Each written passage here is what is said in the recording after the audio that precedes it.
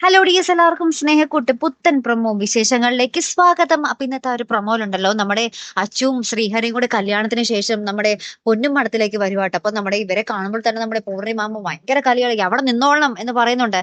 പക്ഷെ സേതു മുൻകൈ എടുത്ത് പൂർണിമാമയ്ക്കെതിരെ നിന്ന് ഇപ്പൊ പൂർണിമാമയുടെ ശത്രുവായി മാറിയിരിക്കുകയാട്ടോ നമ്മുടെ സേതു.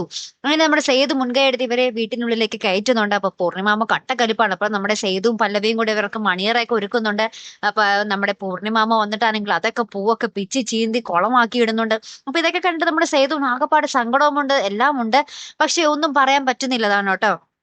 അപ്പുറത്താണെങ്കിൽ നമ്മുടെ അച്ചു എന്താ പറയാ ഫസ്റ്റ് നൈറ്റിന് വേണ്ടി ഒരുങ്ങി പാൽ ഗ്ലാസ് ഒക്കെ ഇട്ട് നമ്മുടെ ഹരിയുടെ അടുത്ത് വരികയും ഹരിക്ക് ആ ഒരു പാല് കൊടുക്കുകയും ശേഷം ലൈറ്റ് ഒക്കെ ഓഫ് ചെയ്ത് ഇവരൊന്നാകുന്ന ഒരു നിമിഷങ്ങളൊക്കെ തന്നെ ആട്ടോ നമുക്ക് ആ ഒരു പ്രൊമോയില് കാണുവാൻ സാധിക്കുന്നത്. അപ്പൊ ഇനി എന്തൊക്കെയായിരിക്കും നടക്കാൻ പോകുന്നത് അല്ലെ?